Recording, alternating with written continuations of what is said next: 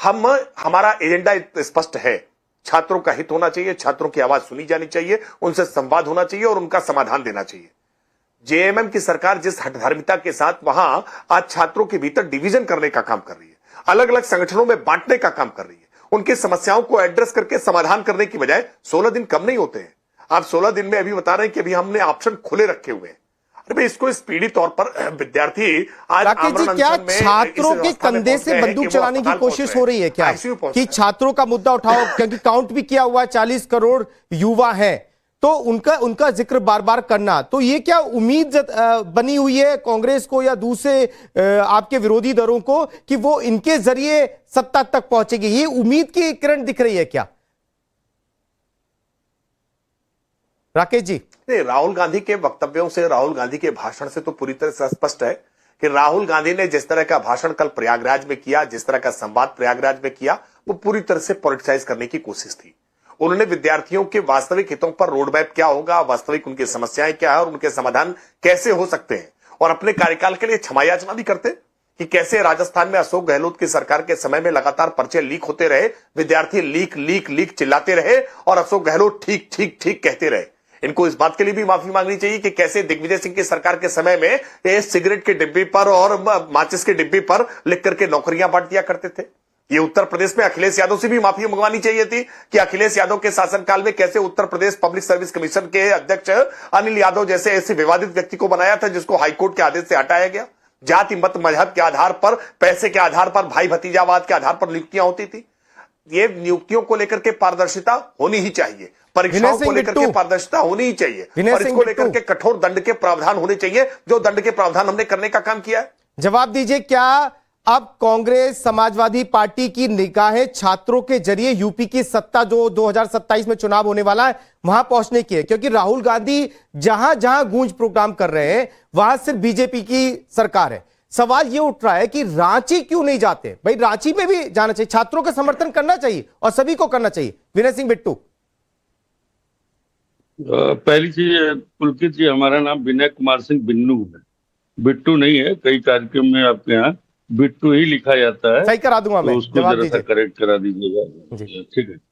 पहली चीज मैं बताऊं, समाजवादी पार्टी छात्रों के बीच से ही निकली हुई है पार्टी है, जो छात्र आंदोलनों के बीच से निकली हुई समाजवादी पार्टी है, जो छात्रों के दर्द को बहुत अच्छी तरह से समझ सके। मैं भी लखनऊ विश्वविद्यालय का स्टूडेंट लीडर रहा हूं, मैं समझ सकता हूं आंदोलन को और इन मांगों को पॉलिटिकल पार्टियां किस तरीके से हाईजैक करने का प्रयास करती हैं। ये भी मैं, अगर नहीं कह राहुल गांधी तो अच्छी बात है, वहां वह मंच जो है पॉलिटिकल नहीं होना चाहिए, वो छात्रों का मंच है। छात्र अपने हित के लिए आंदोलन कर रहे हैं, उन्हें कोई, अभिजीत जी ने कहा ना, किसी पॉलिटिकल किसी पार्टी से कोई मतलब नहीं है। हाँ, बैकबोन बनकर के सपोर्ट करती है पार्टियां, विपक्ष की पार्टियां कर रही है, लेकिन छात्रों के मंच पे तमाम नेता नजर आ रहे हैं, चाहे वो दिल्ली हो चाहे वो रांची हो, छात्रों के मंच पे तमाम नेता नजर आ रहे हैं।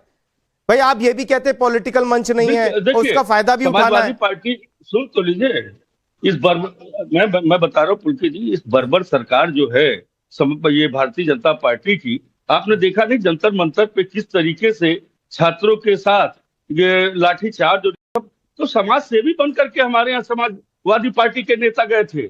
हमारे आदरणीय सांसद जी जो है डिम्पल यादव जी, देखिए किस तरीके से आंदोलन में जिस तरीके से लोग जो है मारे जा रहे थे, छात्रों को बर्बर पिटाई की जा रही थी, उनकी सेवा करने के लिए गए थे, न कि हम पॉलिटिकल बनने के लिए गए थे। ये भारतीय जनता पार्टी कभी छात्रों की रही नहीं है, यह युवाओं की रही नहीं है। जब इनका शीर्ष नेतृत्व डिग्री खोजों में है, अभी जब डिग्रियां नहीं पता है, तो ये छात्रों के दर्द को क्या समझ पाएंगे? कक्षा 8 पास जब यहाँ शिक्षा मंत्री बना दिए जाते हैं, ये छात्रों के दर्द को क्या समझ पाएंगे? ये आंदोलन है, छात्रों के हित और अधिकार का आंदोलन है और ये चलेगा, पूरे देश में चलेगा, क्योंकि भारतीय जनता पार्टी ने जिस तरीके से वादा किया था युवाओं से कि 2 करोड़ नौकरियां देंगे, आप देखिए उत्तर प्रदेश में 20-20 पेपर लीक हो जाते हैं।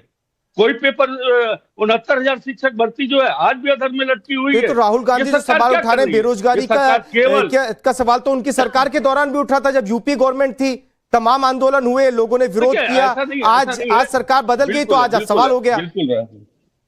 राकेश जी आप जवाब देना चाहते हैं कुछ? दीजिए। हर सरकारों में, हर सरकार, 1 मिनट पूरी हो जाने दीजिए, हर सरकारों में दिक्कतें होती हैं, लेकिन निरंतर। हाँ, पूरी कर ली। जी बोले जी बोले फिर हम बोलते। राकेश जी बोलिए। देखिए, एक तो मुझे लगता है कि विनय सिंह बिन्नू जी का सार्वजनिक अभिनंदन करना चाहिए, क्योंकि प्रवक्ता के तौर पर इतनी साफगोई से इन्होंने स्वीकार कर लिया कि दिल्ली का जंतर मंतर का आंदोलन एक राजनीतिक आंदोलन था और झारखंड का आंदोलन एक छात्रों का आंदोलन है। छात्रों के आंदोलन में किसी को नहीं जाना चाहिए, कोई राजनीतिक दल का पार्टिसिपेशन नहीं होना चाहिए। लेकिन जंतर मंतर पर कैसे जाकर के वहां, चाहे संजय सिंह हो, चाहे डिम्पल यादव, इनकी पार्टी की स्वयं की सांसद, वो जाकर के वहां क्या कर रही थी? और आप कह रहे हैं कि वो राजनीतिक नाते नहीं, वहां सामाजिक नाते लेते गए थे। तो यानी कितने प्रकार के रूप हैं, ये भी आज बता दीजिए। बिल्कुल। आप प्रवक्ता के नाते यहाँ राजनीतिक रूप में बैठे हैं या सामाजिक रूप में बैठे हैं, ये भी बता दीजिए। बड़ा मसला है ना, आप राजनीतिक व्यक्ति हैं, आप कहीं भी जाएंगे राजनीति करेंगे, इस बात को स्वीकार करिए ना कि डिम्पल यादव जंतर मंतर के धरने पर राजनीति करने के लिए गई थी। और आज चूंकि झारखंड में सरकार इंडिया ब्लॉक की है, इंडिया गठबंधन की है, तो आपको लगता है कि नहीं, वहां नहीं जाना चाहिए। यह सेलेक्टिव अप्रोच, इसी को लेकर के तो छात्र नाराज है कि अगर छात्रों की वास्तविक हित ऐसी है तो वो जंतर मंतर पर भी होंगे। सवाल भी सही है ना, डिम्पल यादव को रांची भी जाना चाहिए, रांची जाने से कोई क्यों रोक रहा है? राकेश जी देखिए, राकेश जी एक चीज मैं बता दूं आपको कि हाँ बताएं। डिम्पल यादव रांची जाएंगी, हमारी पार्टी वहां पे सेवा करेंगी छात्रों की। हमारी पार्टी बिल्कुल सेवा करने की, हम देश में कहीं भी जा सकते हैं, लेकिन हमारी पार्टी झारखंड में नहीं है। सलाह देनी चाहिए हमारी पार्टी नहीं बिल्कुल, हमारी पार्टी उत्तर प्रदेश में है, चुनाव लड़ रही है। अभी 2027 का विधायी समारोह हमें आयोजित करना भारतीय जनता पार्टी का, हम उस तैयारी में लगे हुए हैं। आप राजनीतिक दल है, चुनाव तो आप लड़ेंगे, लेकिन बात इस पे होती है कि जब वो यूपी से निकलकर दिल्ली आ सकती हैं, तो यूपी से निकलकर रांची क्यों नहीं जा सकती?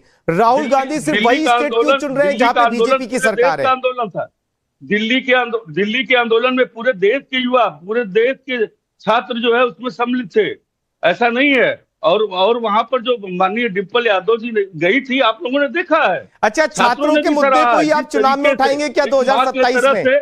ये छात्रों के मुद्दे तमाम 2027 चुनाव में उठाने वाले हैं क्या आप? चंदा चोर, देखिए बिल्कुल, हमारा तो एजेंडा हमेशा रहा है, छात्रों का, युवाओं का हमेशा रहा, और उसके साथ साथ चंदा चोरों को भी नहीं छोड़ेंगे। जो मर्यादा पुरुषोत्तम भगवान राम के मंदिर में महापाप किया है, उसको भी नहीं छोड़ेंगे।